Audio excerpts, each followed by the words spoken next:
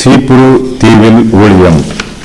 அப்படியே அவர்கள் பரிசுத்த ஆவியினால் அனுப்பப்பட்டு செலூக்கியா பட்டணத்துக்கு வந்து கப்பல் ஏறி அங்கிருந்து சீப்புரு தீவுக்கு போனார்கள்.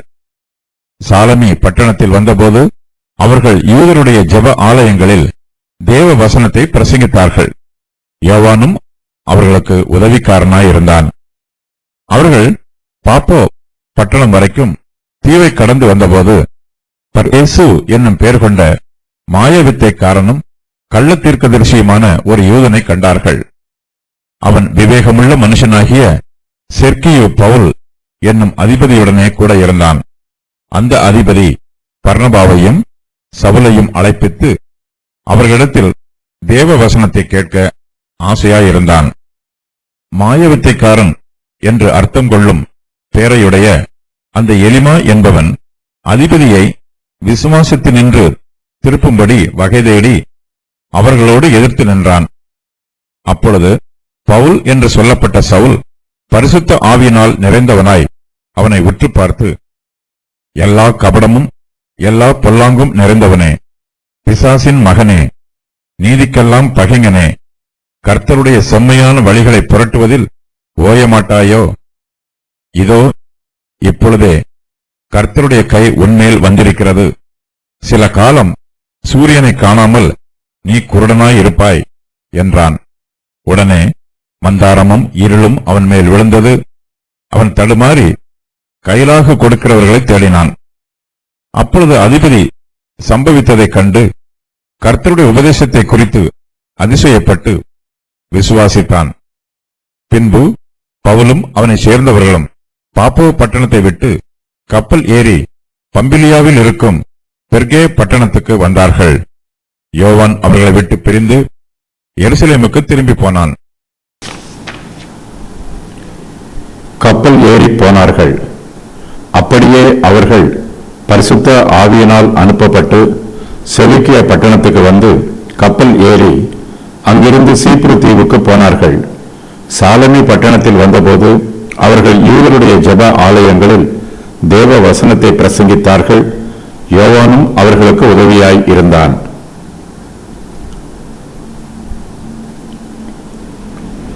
பர்னபாவும் சவுலும் சீப்புரு தீவுக்கு போகிறார்கள். பர்னபா சீப்புரு தீவை சேர்ந்தவன். இது அவனுக்கு சொந்த ஊர். இந்த ஊரில் பர்னபா ஏற்கனவே ஊழியம் செய்திருக்கிறான். சுவிசேஷத்தை விதைத்திருக்கிறான். இப்போது ஆத்தும அறுவடையை அறுப்பதற்காக இவர்கள் இருவரும் சீப்புரு தீவுக்கு போகிறார்கள். பரிசுத்த ஆவியானவரே இவர்கள் இருவரையும் அந்த தீவுக்கு அனுப்புகிறார். இவர்கள் தங்கள் சுய சித்தத்தினாலோ சுய திட்டத்தினாலோ சுய முயற்சியினாலோ இந்த தீவுக்கு போகவில்லை. பரிசுத்த ஆவியானவரின் வழி நடத்துதலினால் இவர்கள் இந்த தீவுக்கு சந்தோஷமாக போகிறார்கள். இவர்கள் அந்தியோகியா பட்டணத்தில் இருந்து புறப்பட்டு முதலில் செலூக்கியா பட்டணத்திற்கு போகிறார்கள். அங்கிருந்து கப்பல் ஏறி சீப்புரு தீவுக்கு போகிறார்கள். சீப்புரு தீவுக்கு போகும்போது சாலமி என்னும் பட்டணத்திற்கு வருகிறார்கள். இங்கு யூதருடைய ஜெப ஆலயங்களில் தேவ வசனத்தை பிரசங்கிக்கிறார்கள். சுவிசேஷ விதையை விதைக்கிறார்கள். அதன் பின்பு அவர்கள் அங்கிருந்து புறப்பட்டு பாப்போ பட்டணம் வரைக்கும் தீவை கடந்து வருகிறார்கள். பர்னபாவும் சவுலும் இந்த பட்டணங்களில் உள்ள யூதருடைய ஜெப ஆலயங்களில் தேவ வசனத்தை பிரசங்கிக்கிறார்கள். புறஜாதியார்கள் மத்தியில் ஊழியம் செய்வதற்காக இவர்கள் அனுப்பப்பட்டிருந்தாலும் யூதர்களுக்கு சுவிசேஷம் சொல்ல வாய்ப்பு இருக்கும்போது அவர்கள் அந்த வாய்ப்பையும் பயன்படுத்திக் கொள்கிறார்கள். யூதர்கள் இயேசு கிறிஸ்துவுக்கும் அவருடைய சுவிசேஷத்திற்கும் எதிர்த்து வாக்குவாதம் பண்ணுகிறார்கள். ஆனாலும் பர்னபாவும் சவுலும் சுவிசேஷத்தை அவர்களுக்கு விரிவாக எடுத்துச் சொல்லுகிறார்கள். யோவான் அவர்களுக்கு உதவிக்காரனாய் இருக்கிறான். அவர்களுடைய வேலைக்காரனாக யோவான் கூட போகவில்லை. தேவனுடைய ஊழியத்தில் யோவான் இவர்களுக்கு உதவி செய்கிறான். அந்நிய தேசத்தில் ஊழியம் செய்யும் போது யோவானை போன்ற ஒரு சிலருடைய உதவி கிடைப்பது ஊழியக்காரர்களுக்கு மிகவும் பிரயோஜனமாக இருக்கும். பர்னபாவும் சவுலும் ஜபாலய தலைவர்களிடம் வாக்குவாதம் பண்ணாமல் தேவ வசனத்தை மாத்திரம் பிரசங்கம் பண்ணுகிறார்கள். ஊழியக்காரர்கள் ஆரம்பத்திலேயே பிரச்சனை உண்டு பண்ணிவிட்டால் அது அவர்களுடைய ஊழியத்திற்கு தடையாக இருக்கும்.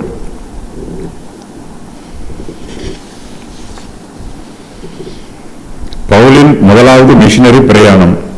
அந்தியோக்கியா, சீரியா இங்கிருந்து புறப்படுகிறார்கள்.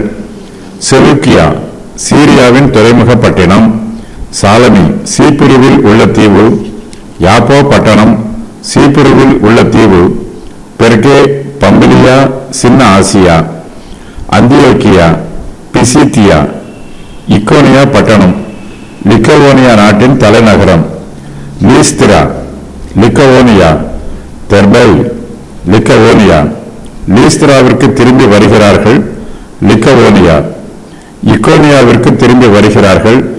பிசித்தியா. அந்தியோக்கியாவிற்கு திரும்பி வருகிறார்கள். பிசித்தியா. பெர்கே, பம்பிலியா. அத்தலியா, பம்பிலியா.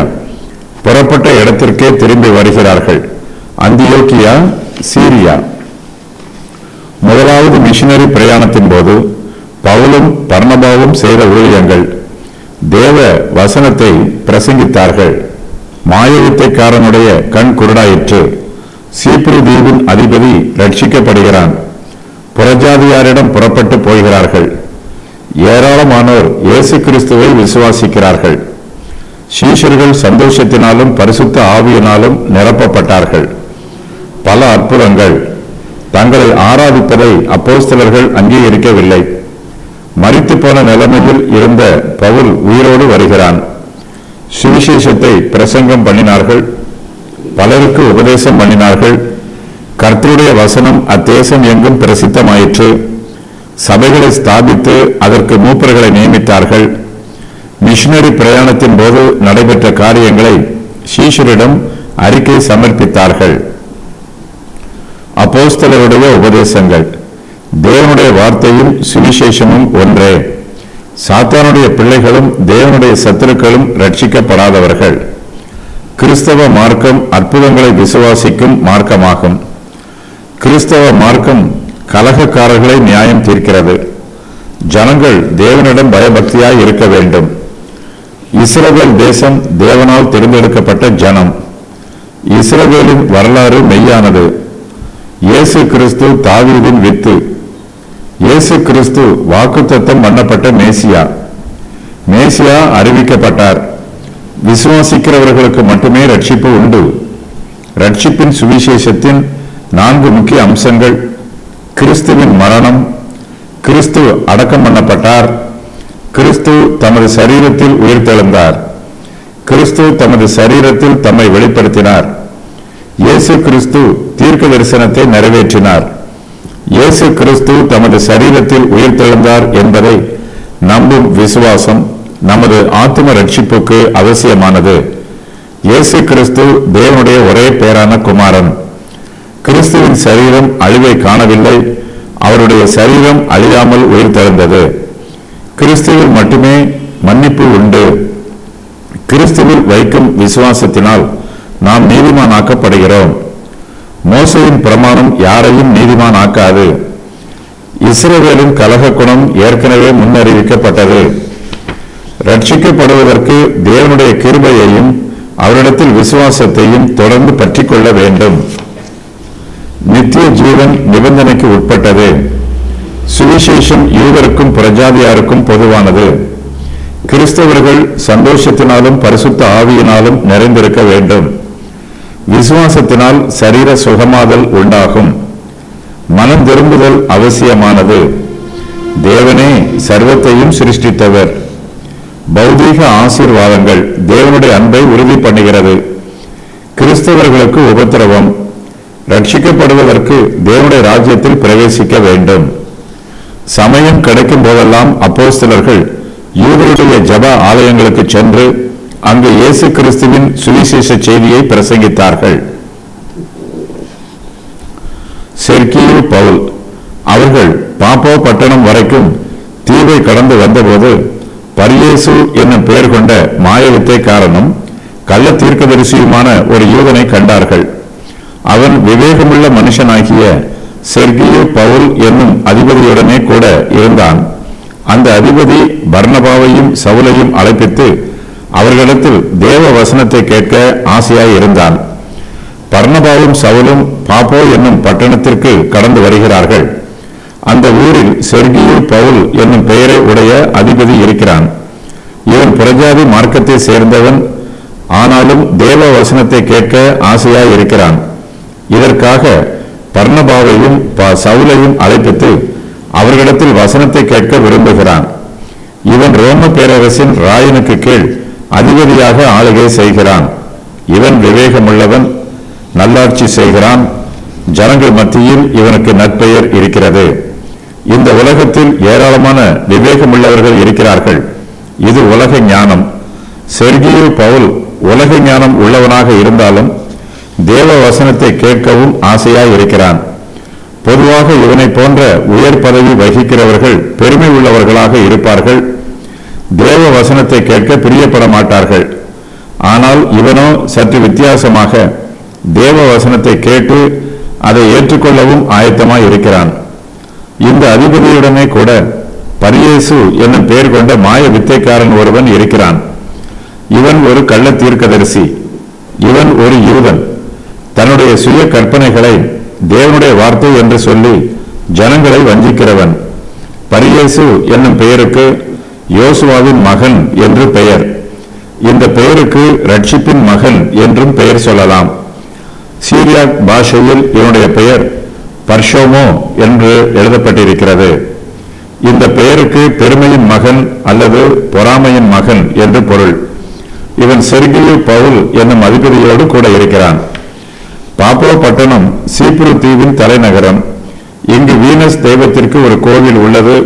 இந்த தெய்வத்தை பாப்போ தீவின் ராணியாக கருதி இத்தீவார் வழிபட்டார்கள். பரியேசு என்பவன் இயேசு அல்லது யோசுவா என்னும் பெயருடையவரின் குமாரன். தனக்கு தெய்வீக அழைப்பு இருப்பதாக இவன் கூறி வந்தான்.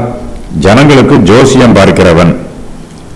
எலிமா மாய வித்தைக்காரன் என்று அர்த்தம் கொள்ளும் பெயரை உடைய அந்த எலிமா என்பவன் அதிபதியை விசுவாசத்தினின்று திருப்பும்படி வகை தேடி அவர்களோடு எழுத்து நின்றான். அதிபதியாகிய செர்கியு பவுல் பர்னபாவையும் சவுலையும் அழைப்பித்து அவர்களிடத்தில் தேவ வசனத்தை கேட்க ஆசையாய் இருக்கிறான். ஆனால் மாய வித்தைக்காரன் என்று அர்த்தம் கொள்ளும் பெயரை உடைய அந்த எலிமா என்பவன் பர்னபாவோடும் சவுலோடும் எதிர்த்து நிற்கிறான். அதிபதியை விசுவாசத்தினின்று திருப்பும்படி வகை தேடுகிறான். இது சாத்தானுடைய சூழ்ச்சி. உயர் பதவி வகிக்கிறவர்களும் தலைவர்களும் சுவிசேஷத்தை கேட்காதபடி சாத்தான் தடை பண்ணுகிறான். சமுதாயத்தில் பெரியவர்கள் எது செய்தாலும் அது உடனே சாதாரண ஜனங்கள் மத்தியில் விளம்பரமாக பரவிவிடும். அவர்கள் நல்ல நடத்தை உள்ளவர்களாக இருந்தாலும் தீய நடத்தை உள்ளவர்களாக இருந்தாலும் அவர்கள் ஜனங்கள் மத்தியில் சீக்கிரத்தில் பாதிப்பை உண்டு பண்ணுவார்கள். தலைவர்கள் சுவிசேஷத்தை ஏற்றுக்கொண்டு இயேசு கிறிஸ்துவை விசுவாசித்து ரட்சிக்கப்பட்டால் ஏராளமான ஜனங்கள் ரட்சிக்கப்படுவதற்கு வாய்ப்புள்ளது. ஆகையினால் சாத்தான் மிகுந்த தந்திரமாய் தலைவர்களுக்கு சுவிசேஷம் அறிவிக்கப்படுவதை தடை பண்ணுகிறான். எலிமாவை போல ஒரு சிலரை சாத்தான் தன் கருவியாக பயன்படுத்துகிறான். எலிமா என்னும் பெயருக்கு அறிந்தவன் அல்லது ஞானி என்று பொருள். பவுல். அப்பொழுது பவுல் என்று சொல்லப்பட்ட சவுல் பரிசுத்த ஆவியினால் நிறைந்தவனாய் அவனை உற்று பார்த்து, சவுலின் பெயர் இங்கு முதல் முறையாக பவுல் என்று அழைக்கப்படுகிறது. இதுவும் பரிசுத்த ஆவியானவரின் தீர்மானம். பவுலை பற்றி சொல்லப்படும் போது பவுல் என்று சொல்லப்பட்ட சவுல் என்று எழுதப்பட்டிருக்கிறது. சவுல் என்பது எபிரேய பாஷையில் வழங்கப்படும் பெயர். இவன் ஒரு ரோம பேரரசின் குடிமகன். ரோம பேரரசில் இவனுக்கு பவுல் என்று பெயர். பவுல் இதுவரையிலும் யூதர்கள் மத்தியில் ஊழியம் செய்து கொண்டிருந்தான். ஆகையினால் இவனுக்கு சவுல் என்னும் எபிரேய பெயரே இதுவரையிலும் வழங்கப்படலாயிற்று. இப்போதோ சவுல் புறஜாதியார் மத்தியில் ஊழியம் செய்வதற்காக அனுப்பப்பட்டிருக்கிறான். ஆகையினால் இவனுக்கு பவுல் என்னும் ரோம பெயர் வழங்கப்படுகிறது. பவுல் பரிசுத்த ஆவியினால் நிறைந்திருக்கிறான்.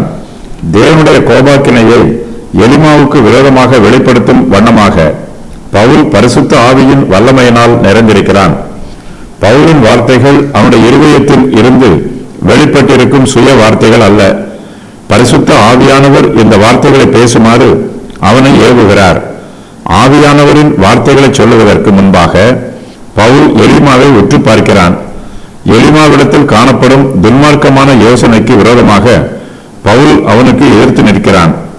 பவுல் எலிமாவை உற்று பார்க்கும்போது அவனுடைய உள்ளத்தில் உள்ள குணாதிசயங்கள் பவுலுக்கு தெரிய வருகிறது. பவுல் என்னும் பெயருக்கு சிறியது அல்லது குட்டை, குள்ளன் என்று பொருள். இது ரோமாபுரியார் பயன்படுத்தும் பெயர். சவுல் என்னும் பெயருக்கு கேட்கப்பட்டது என்று பொருள். மாயவித்தைக்காரனிடம் ஒரு வல்லமையும் இல்லை, ஆனால் தன்னிடம் எல்லா வல்லமையும் இருப்பதாக ஜனங்களை ஏமாற்றுகிறான். பிசாசின் மகனே, எல்லா கபடமும் எல்லா பொல்லாங்கும் நிறைந்தவனே, பிசாசின் மகனே, நீதிக்கெல்லாம் பகைஞனே, கர்த்தருடைய செம்மையான வழிகளை புரட்டுவதில் ஓயமாட்டாயோ? எலிமா நரகத்தின் பிரதிநிதியாக இருக்கிறான். இவனுடைய பெயர் பரியேசு என்று அழைக்கப்பட்டாலும் அந்த பெயருக்கு ஏற்ற பிரகாரமாக இவன் யோசுவாவின் மகனாகவோ அல்லது இயேசுவின் மகனாகவோ இல்லை. இவன் பிசாசின் மகனாக இருக்கிறான். இவனிடத்தில் பிசாசின் குணமே காணப்படுகிறது. எல்லா கபடமும் எல்லா பொல்லாங்கும் நிறைந்தவனாக இருக்கிறான். இவனிடத்தில் தேவ ஞானம் சிறிதும் இல்லை. ஒரு மனுஷனிடத்தில் கபடமும் பொல்லாங்கும் நிறைந்திருக்கும் போது அவன் பிசாசின் மகனாகத்தான் இருப்பான். எலிமா பரலோகத்திற்கு விரோதியாய் இருக்கிறான். இவன் பிசாசின் மகனாக இருப்பதினால் நீதிக்கெல்லாம் பகைஞனாய் இருக்கிறான். இப்படிப்பட்ட எலிமாவை பவுல் உற்று பார்த்து, கர்த்தருடைய செம்மையான வழிகளை புரட்டுவதில் ஓயமாட்டாயோ என்று கேட்கிறான். கர்த்தருடைய வழிகள் செம்மையானவை. ஆத்ம சந்தோஷத்தையும் பரலோகத்தையும் செம்மையான வழியில் மாத்திரமே பெற்றுக்கொள்ள முடியும். இந்த வழிகளை புரட்டுகிறவர்கள் தாங்களும் சீரழிந்து போவார்கள், மற்றவர்களையும் சீரழித்து விடுவார்கள். இவர்கள் சாதாரண ஜனங்களுக்கு பொல்லாத வழிகளை காண்பித்து அவர்களை செம்மையான வழியில் இருந்து திசை திருப்பி விடுவார்கள். இவர்கள் எல்லா கபடமும் எல்லா பொல்லாங்கும் நிறைந்தவர்களாக இருப்பதினால் இவர்களுடைய இருதயம் எப்பொழுதும் தீமையையே யோசித்துக் கொண்டிருக்கும். கர்த்தருடைய செம்மையான வழிகளுக்கு எதிர்த்து நிற்கிறவைகளின் இருதயம் கடினமுள்ளதாக இருக்கும். தங்களுடைய துன்மார்க்கமான கிரியைகளை இவர்கள் நிறுத்த மாட்டார்கள். கர்த்தருடைய செம்மையான வழிகளை புரட்டுவதில் ஓய மாட்டார்கள். நீ குருடனாய் இருப்பாய். இதோ இப்பொழுதே கர்த்தருடைய கை உன்மேல் வந்திருக்கிறது. சில காலம் சூரியனை காணாமல் நீ குருடனாய் இருப்பாய் என்றான். உடனே மந்தாரமும் இருளும் அவன் மேல் விழுந்தது. அவன் தடுமாறி கைலாக கொடுக்கிறவர்களை தேடினான். பவுல் எலிமாவின் மீது தேவனுடைய நியாய தீர்ப்பை அறிவிக்கிறான். பவுல் எலிமாவை பார்த்து, இப்பொழுதே கர்த்தருடைய கை உன்மேல் வந்திருக்கிறது. சில காலம் சூரியனை காணாமல் நீ குருடனாய் இருப்பாய் என்று சொல்லுகிறான். அவனுடைய கண்களை குருடாக்குகிறான். அவனுடைய மனக்கண்களை அடைத்து போடுகிறான். எலிமா சுவிசேஷத்தின் வெளிச்சத்திற்கு விரோதமாக கிரியை செய்தான். அவனுடைய மனக்கண்கள் சுவிசேஷத்தின் வெளிச்சத்தை காண முடியாமல் குருடாய் இருந்தது. ஆகையினால் பவுல் இப்போது அவனுடைய சரீரத்தின் கண்களையும் குருடாக்கி விடுகிறான். இதுவரையிலும் எலிமாவினால் சுவிசேஷத்தின் வெளிச்சத்தை பார்க்க முடியவில்லை. இப்போது சூரியனின் வெளிச்சத்தையும் பார்க்க முடியவில்லை. எலிமா தன்னுடைய துன்மார்க்க குணத்தினால் அதிபதியை விசுவாசத்தினின்று திருப்பும்படி வகை தேடினான். அவனையும் ஆவிக்குரிய குருடனாக்க முயற்சி பண்ணினான். இதையெல்லாம் அறிந்த பவுல் எலிமாவை குருடனாக்கி விடுகிறான். எலிமாவுக்கு கடுமையான தண்டனை கொடுக்கப்படவில்லை. பவுல் அவனிடத்தில் சொல்லும்போது, சில காலம் சூரியனை காணாமல் நீ குருடனாய் இருப்பாய் என்று சாதாரணமாக சொல்லுகிறான். இந்த தண்டனை எலிமாவுக்கு சிறிது காலம் மாத்திரமே இருக்கும். எலிமா மனம் திரும்பினால் அவனுக்கு மறுபடியும் கண் பார்வை கிடைக்கும். அவன் தேவனை மகிமைப்படுத்தினால் சூரியனை காணும் வண்ணமாக அவனுடைய கண்கள் மறுபடியும் திறக்கப்படும். பவுல் எலிமாவுக்கு கொடுத்த தண்டனை உடனடியாக நிறைவேறுகிறது. பவுல் சொன்ன உடனேயே மந்தாரமும் இருளும் அவன் மேல் விழுகிறது. இதற்கு மேல் எலிமாவினால் அதிபதியை விசுவாசத்தினின்று திருப்பும்படி வகை தேட முடியாது. தன்னை ஒரு தீர்க்கதரிசி என்று காண்பித்துக் கொள்ள முடியாது. அவனால் மாய்மாலம் பண்ண முடியாது. எலிமா உடனே தடுமாறுகிறான். கைலாக கொடுக்கிறவர்களை தேடுகிறான். இவனுடைய மாய வித்தை எதுவும் சித்திக்கவில்லை. கர்த்தருடைய வார்த்தைக்கு முன்பாக மனுஷருடைய மாய்மாலங்களும் மாய வித்தைகளும் எதிர்த்து நிற்க முடியாது. அதிபதி அப்பொழுது அதிபதி சம்பவித்ததை கண்டு கர்த்தருடைய உபதேசத்தை குறித்து ஆச்சரியப்பட்டு விசுவாசித்தான். எலிமா அதிபதியை விசுவாசத்தினின்று திருப்பும்படி வகை தேடினான். ஆனால் இப்போதோ குருடனாக கைலாகு கொடுக்கிறவர்களை தேடிக் கொண்டிருக்கிறான். அதிபதி எலிமாவுக்கு சம்பவித்த காரியத்தை பார்த்து கொண்டிருக்கிறான். கர்த்தருடைய வல்லமையை புரிந்து கொள்கிறான். எலிமாவின் மீது தேவனுடைய நியாய தீர்ப்பு வந்திருக்கிறது. இதுவும் ஒரு அற்புதம்தான். இந்த அற்புதத்தை கண்டு செர்கியு பவுல் என்னும் அதிபதி கர்த்தருடைய உபதேசத்தை குறித்து அதிசயப்படுகிறான். கர்த்தரை விசுவாசிக்கிறான். அதிபதி விவேகமுள்ள மனுஷன். சம்பவிக்கிற ஒவ்வொரு காரியத்தையும் ஆராய்ந்து நிதானித்து பார்க்கிறான். தேவனுடைய வல்லமையினால் எலிமா குருடனாக்கப்பட்டான் என்பதை புரிந்து கொள்கிறான். பவுல் அதிபதிக்கு உபதேசம் செய்திருக்க வேண்டும். அதிபதி கர்த்தருடைய உபதேசத்தை குறித்து அதிசயப்படுகிறான். கர்த்தருடைய உபதேசம் ஆச்சரியமானது, அதிசயமானது. கர்த்தருடைய உபதேசத்தை நாம் அதிகமாய் தியானிக்கும் போது அதில் அநேக அற்புதங்களை காண முடியும். அது நமக்கும் ஆச்சரியமாகவும் அதிசயமாகவும் இருக்கும். எலிமாவுக்கு சம்பவித்ததை கண்டு அதிபதி விசுவாசிக்கிறான். அவன் ஞானஸ்நானம் பெற்றுக்கொண்டானா என்பது தெரியவில்லை. ஒருவேளை அவன் ஞானஸ்நானம் பெற்றுக் கொண்டிருப்பதற்கும் வாய்ப்பு இருக்கிறது. பெர்கே பட்டணம். பின்பு பவுலும் அவனை சேர்ந்தவர்களும் பாப்போ பட்டணத்தை விட்டு கப்பல் ஏறி பம்பிலியாவில் இருக்கும் பெர்கே பட்டணத்துக்கு வந்தார்கள். யோவான் அவர்களை விட்டு பிரிந்து எருசலேமுக்கு திரும்பி போனான். அப்போஸ்தலர்கள் சீப்ரு தீவை விட்டு கடந்து போகிறார்கள். பாப்போ பட்டணத்தை விட்டு கப்பல் ஏறி பம்பிலியாவில் இருக்கும் பெர்கே பட்டணத்திற்கு வருகிறார்கள். பவுலும் அவனை சேர்ந்தவர்களும் பிரயாணம் செய்கிறார்கள். அப்போது யோவான் அவர்களை விட்டு பிரிந்து எருசலேமுக்கு திரும்பி போகிறான். தங்களை விட்டு பிரிந்து போவதற்கு பவுலும் பர்னபாவும் யோவானுக்கு அனுமதி கொடுக்கவில்லை. ஆனால் அவன் சுயமாய் முடிவு செய்து அப்போஸ்தலரோடு கூட இருந்து ஊழியம் செய்யாமல் அவர்களை விட்டு பிரிந்து போய்விடுகிறான். இதற்கு முந்தைய வசனத்தில் லூக்கா பர்னபாவின் பெயரை முதலாவதாகவும் பவுலின் பெயரை இரண்டாவதாகவும் கூறினார். இந்த வசனத்தில் இருந்து பவுலின் பெயரையே முதலாவதாக குறிப்பிடுகிறார். யோவான் அவர்களை விட்டு பிரிந்து எருசலேமுக்கு திரும்பி போனான். ஏதோ ஒரு காரியத்திற்காக யோவான் தன் வீட்டிற்கு திரும்பி போய்விட்டான். இதனால் தன்னுடைய இரண்டாவது மிஷனரி பிரயாணத்தின் போது பவுல் யோவானை தன்னோடு அழைத்துச் செல்ல மறுத்து விடுகிறான். ஆனாலும் பின்பு அவனை தன்னோடு வருமாறு அழைக்கிறான்.